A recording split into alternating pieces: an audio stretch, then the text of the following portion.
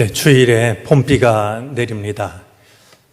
대지를 적시는 저 봄비가 우리에게는 은혜의 단비가 되어졌으면 좋겠습니다. 농촌에서는 가물다가 내리는 비를 단비라 이렇게 부르지 않고 한 걸음 더 나아가서 약비라고 불렀습니다. 우리가 예배하는 시간을 통해서 우리의 영혼을 살리시는 주의 은혜를 경험하게 되는, 그래서 우리 마음에 약비가 내리는 그런 복된 시간이 되어질 수 있기를 바랍니다. 봄꽃들이 눈부시게 피어납니다.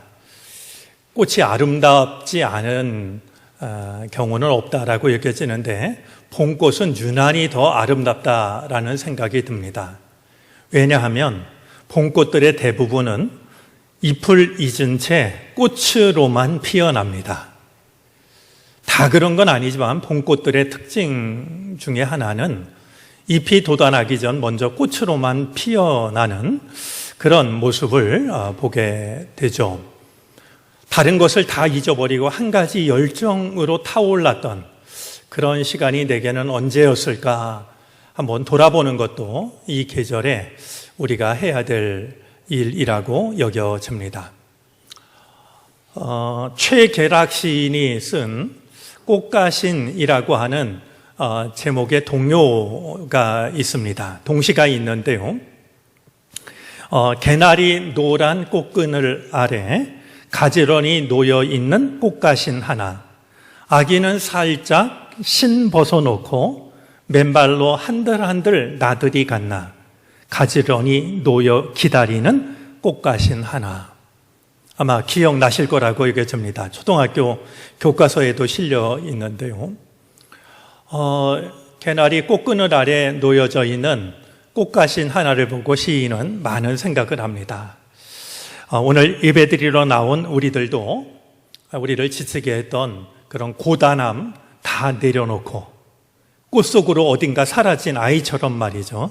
주님의 은혜 안으로 드는 복된 예배 시간이 되어질 수 있기를 바랍니다.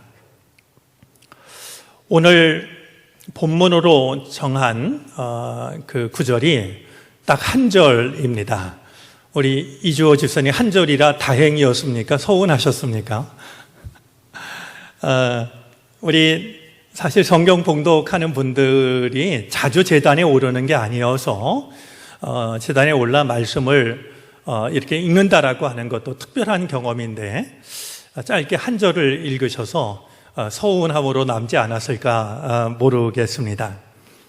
우리 문득 그냥 궁금한 생각이 듭니다.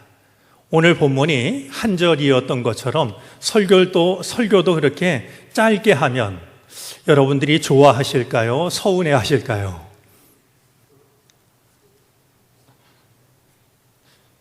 학교 다닐 때 비싼 등록금을 내고도 교수님이 그 무슨 일이 있어갖고 수업을 안 하면 그게 괜히 반갑고, 또 수업을 짧게 하면 괜히 반갑고 그랬는데 오늘 본문이 짧으니까 말씀을 짧게 나누면 여러분들이 좋아하실지 아니면 저 목사가 좀 성실치 못하다라고 핀잔을 하실지 궁금해지기도 합니다. 사실 오늘 말씀은 길지 않게 나누려고 합니다. 왜냐하면 이번 주 우리 일정을 살펴보면 그럴 만한 이유가 있습니다. 오늘은 종료주일이고 내일부터 고난주간을 보내게 됩니다. 요즘 저희가 고난주간을 앞두고서 특별 새벽 기도회로 모이고 있습니다. 정말 모처럼, 코로나 때문에 모처럼 모이는 새벽 예배인데요. 정말 생각했던 것보다 많은 분들이 열심을 가지고 모이셔서 반갑기도 하고 고맙기도 하고 마음이 든든하기도 합니다. 특별히 멀리서도 일부러 찾아오시는 분들을 생각하면 참 귀한 걸음이다라는 생각이 드는데요. 혹시 이렇게 참여할 수 없는 여건이라고 하시면 영상을 통해서도 새벽 예배에 참여하실 수가 있습니다. 이렇게 찾아오실 만한 여건이 안 되면 영상을 통해서도 함께 참여하시면 좋겠다라는 생각을 합니다. 고난당한 것이 내게 유익이라라는 주제로 시편 119편 말씀을 생각하고 있습니다. 119는 긴급 재난을 당했을 때 도움을 청하는 번호입니다. 그런 점에서 이 어려울 때에 우리 시편 말씀을 통해서, 특별히 119편을 통해서 말씀의 걸음마라는 부제를 가지고 우리 주의 말씀을 나누고 있는데요. 새롭게 주의 말씀을 통해서 고난당한 것이 내게 무익한 게 아니라 유익한 것이다 라고 하는 것을 배우는 시간으로 삼을 수 있기를 바랍니다. 이번 주 목요일은 예수님께서 제자들의 발을 닦아주셨던 세족 목요일입니다. 우리 교회에서도 가정에서 가족들과 함께 세족 목요일의 그 의미를 이렇게 함께 나누시도록 자료를 전해드릴 예정입니다. 아마 이렇게 유인물로 된 것은 마련이 됐을 것 같고요. 영상을 여러분들에게 보내드리려고 합니다. 가능하신 분들은 좀 가족끼리 좀 쑥스럽고 어색할지 모르지만 그런 생각 내려놓고요. 서로의 발을 닦아줌으로써 사랑하는 가족이 믿음과 사랑으로 얼마나 단단히 묶여져 있는가 하는 것을 경험하는 그런 은혜로운 시간을 가능하면 꼭 보내셨으면 좋겠습니다. 그리고 이번 주 금요일은 예수님이 십자가에 달려 돌아가신 성금요일입니다. 주님의 그 십자가 사랑을 생각하면서 기도, 말씀, 묵상, 금식 등 내가 동참할 수 있는 방법으로 그날을 가능하면 가장 경건하게 보내시면서 주님의 고난을 마음에 새기시기를 바랍니다. 이제 다음 주일이 부활절입니다. 죽음을 이기고 살아나신 주님을 우리가 믿음으로 경배하는 날이 되는데요. 부활주일을 맞아서 다음 주일에는 세례식과 입교 예식이 있습니다.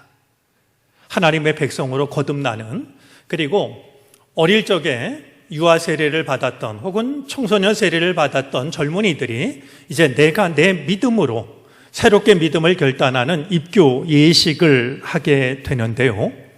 우리 세례 입교 예식을 하는 이들뿐만 아니라 우리 모두에게 정말 새로 거듭나는 은혜가 임하는 부활절이 되어졌으면 좋겠습니다.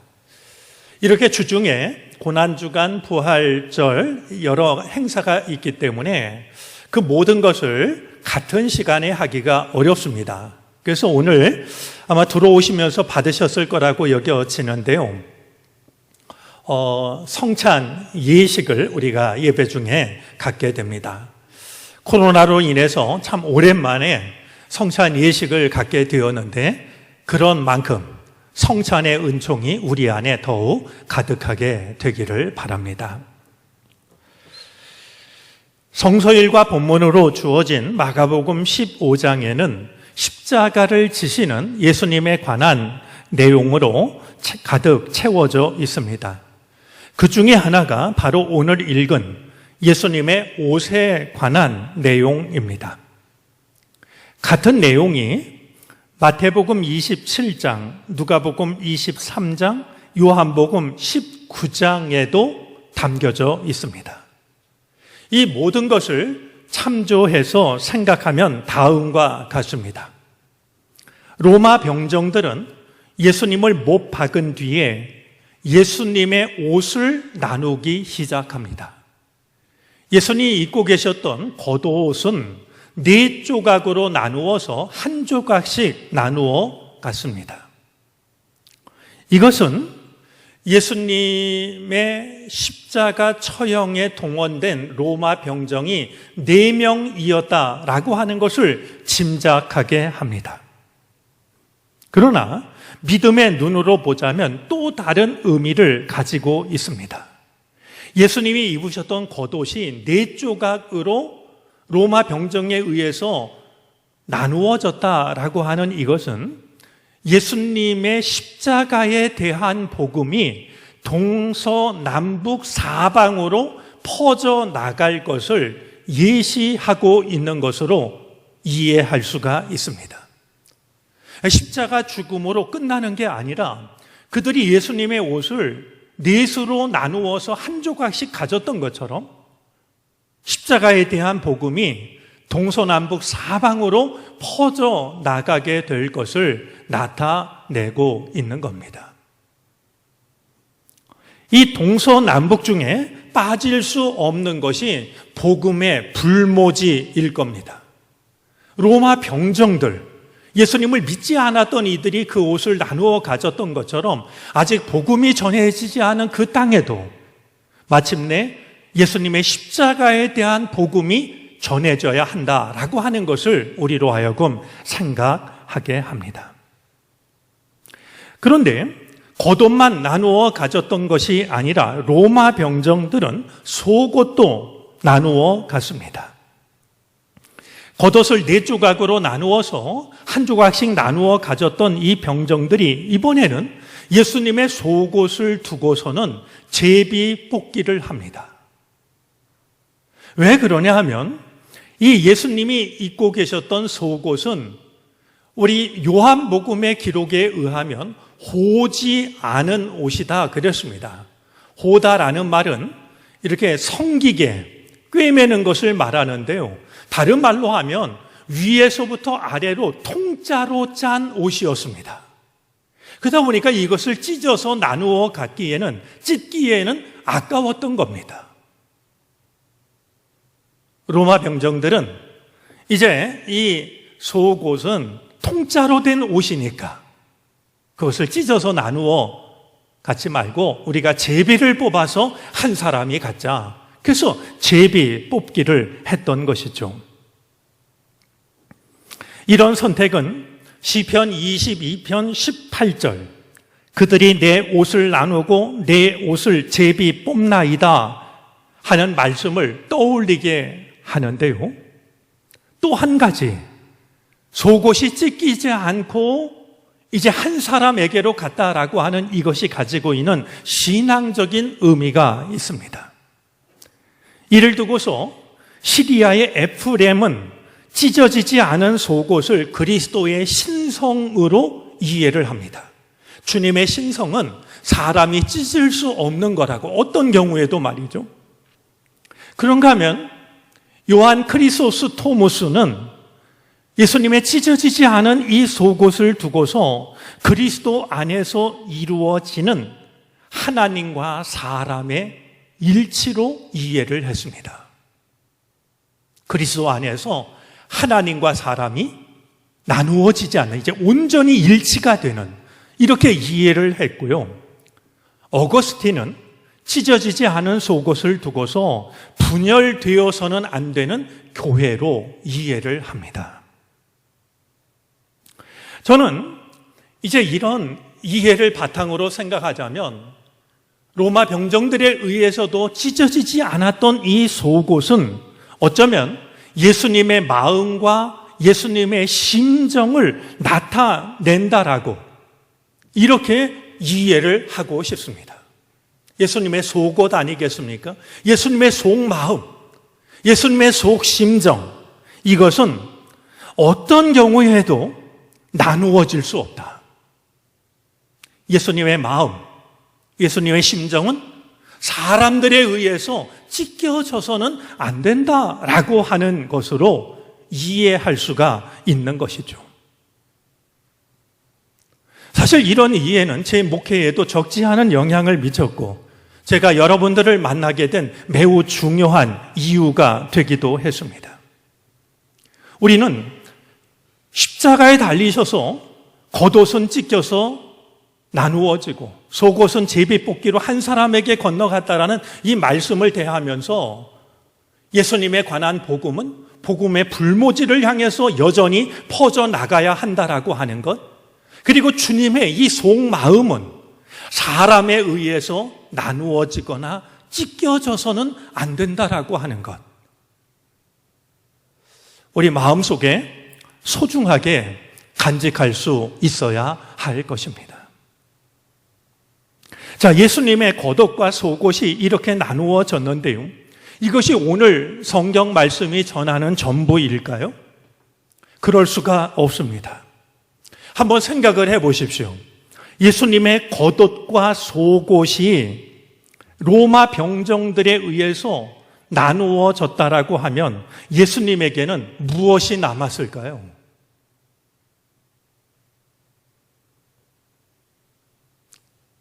겉옷도 벗겨져서 네 조각으로 찢겨져 한 조각씩 나누어 가고, 이제는 속옷마저 벗겨서 제비를 뽑아 한 사람이 가졌다고 한다면 예수님에게 남은 것은 무엇이었을까요? 아무것도 없었을 겁니다. 아무것도 없다라는 의미는 분명한 것 아니겠습니까? 예수님은 알몸으로 벗겨진 채로 십자가에 매달리셨던 겁니다. 예수님은 가시면류관을 쓰시고 피를 흘리셨습니다. 동물의 뼈가 박혀져 있는 채찍으로 맞아 온몸이 성치 못했을 겁니다. 창으로 찔리기도 하고 손과 발에 큰 못이 박히기도 합니다. 그러나 그 모든 것을 합한 것보다도 십자가에 달리신 예수님께서 더 견디기 어려웠던 것은 발가 벗겨지는 그 일이었을지도 모릅니다. 우리가 십자가에 달리신 예수님에 관한 화가들의 그림을 여럿 알고 있습니다. 제가 독일에서 목회할 때 구한 작은 책인데요. 크로이찌궁이라는 제목의 책입니다. 그리스도의 십자가라는 제목을 가진 책인데요. 이 책에 보면 거의 모든 화가들이 그린 많은 그림들이 담겨져 있습니다. 대부분의 화가들은요, 십자가에 달린 예수님을 그리면서 이렇게 허름하긴 해도요, 예수님의 아랫도리를 뭔가로 가립니다. 그런데 몇몇 화가들은 그렇지가 않습니다. 알몸의 예수님을 있는 그대로 그려냅니다. 여러분들 절규라는 그림을 그렸던 뭉크라는 화가를 아실 텐데요. 뭉크가 그린 예수 그리스도의 십자가를 바라보아도 예수님은 아무것도 걸치고 있지 않습니다. 제게 가장 실감 있게 그리고 마음 아프게 다가왔던 그림은 로비스 콜린스라는 화가가 1907년에 그린 그림입니다. 멀리서 보시면 잘 안 보이실 테니까 그냥 이런 그림인데요. 이 그림을 보면은요, 그림 중앙에 예수님이 십자가에 달리시고 계신데요. 그의 얼굴은 고통과 당황스러움으로 어쩔 줄을 몰라 하시는 표정입니다. 고통과 당황스러움으로 말이죠. 예수님 아래에는 마치 철도 공사를 하는 인부들처럼요, 우락부락하게 생긴 두 사람이, 한 사람은 엄청난 햄머를 들고 있고요, 한 사람은 예수님 발에 마치 침묵에다 박는 못처럼 말이죠, 굵은 못을 예수님 발에 대고 있습니다. 그런데 그림에 나오는 사람들은 그들이 전부가 아닙니다. 두 사람이 더 있는데요. 한 사람은 두 손을 뒷짐을 지고서요, 예수님이 누구라도 가리고 싶은 예수님의 치부를 눈이 뚫어져라 바라봅니다. 바로 코앞에서 말이죠. 그리고 또 한 사람은 필시 낄낄거리는 웃음소리가 들릴 것 같은 표정으로 손가락으로 예수님의 치부를 가리키고 있습니다.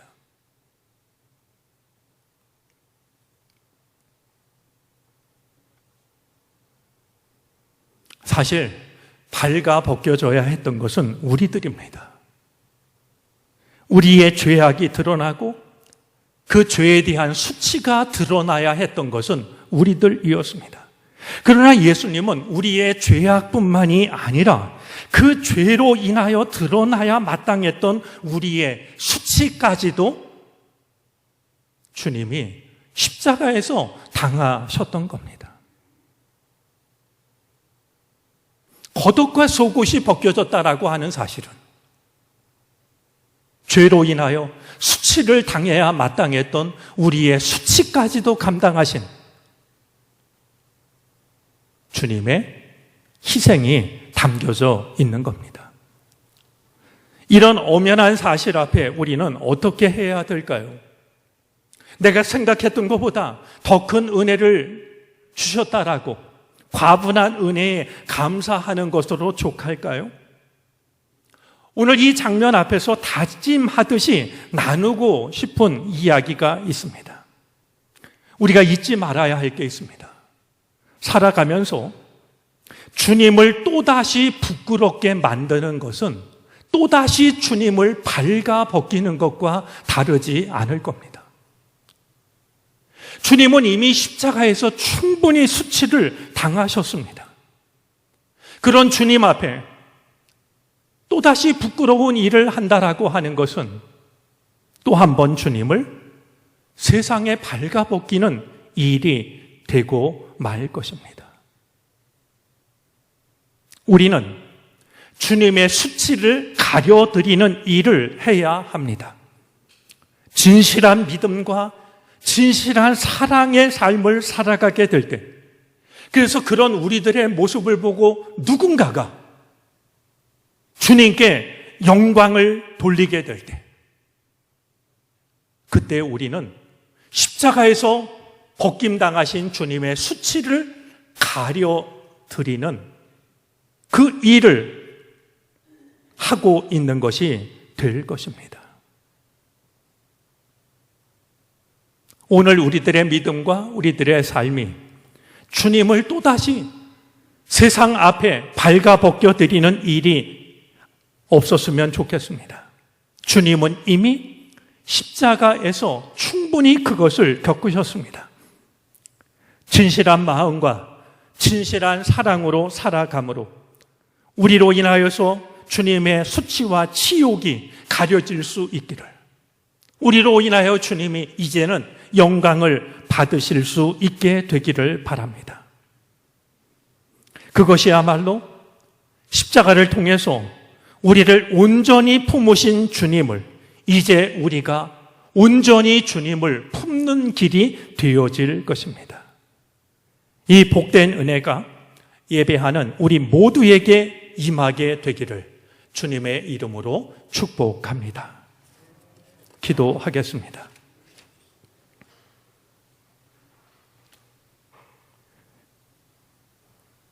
주님은 십자가를 지심으로 충분히 고난 받으셨고 겉옷과 속옷이 벗겨짐으로 충분히 수치를 당하셨습니다.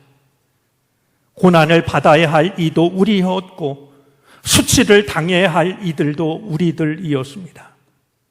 주님, 이 세상 살아가며 온 세상 앞에 또다시 주님을 발가벗기는 일이 없게 해 주시옵소서.